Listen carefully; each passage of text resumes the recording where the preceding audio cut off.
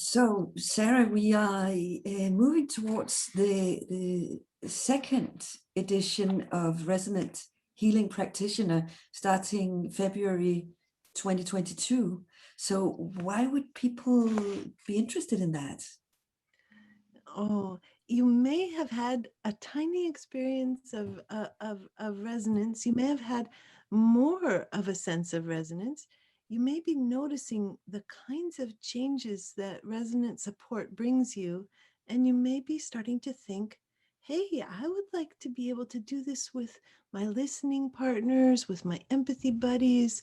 If I'm a coach, I might like to do this with my clients. If I'm a therapist, I might like to bring this to my healing practice. And you may be wondering, what are the things to think about? How is it different to really think about doing session work in comparison with just moving through the world in a sort of resonant way?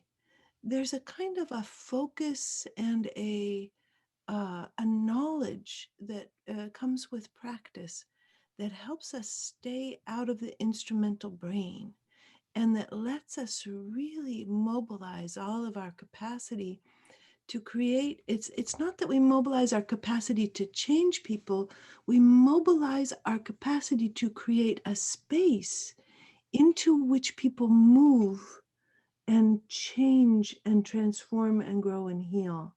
So what we're learning in a way more than anything else is what destroys that space, because our everyday language, the way we usually tell people to do things, kind of lays waste to the possibility of brains becoming emergent and transforming. People really transform themselves, but we stop them from transforming with almost every word that we say. Can you say more about that? Every time that I tell somebody what they should be thinking, or if I tell somebody to breathe, or if I tell somebody how to think about something, or if I tell somebody what they should be doing, or if I offer them advice from my own vast storehouse of wisdom,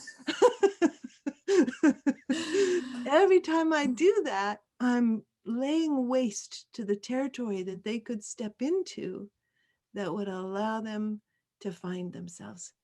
Now, there's a wonder to this because it's actually mutual. There's a mutuality to the entering of this space. We don't just leave ourselves behind, but what parts of ourselves can we bring that support the construction? Construction is too technical a word. That support the growth and the nurturing of this sort of garden of resonance. We belong there too. We're not just sitting on the outside making a garden for somebody else. We get to walk in there too. And one last question. So you offer a lot of different workshops and trainings, and some over time and some in person. How is this training different from everything else you're offering? This training is the only training that's really focused on the particular best practices that allow the space between two people to be created. Everything else is more or less oriented toward working with ourselves and beginning to transform ourselves and gradually learning to be in a resonant language space with others. But this training takes us into that space between two people, that mystery space, and allows us to bring with us a great deal of knowledge, understanding, self-compassion, and wisdom.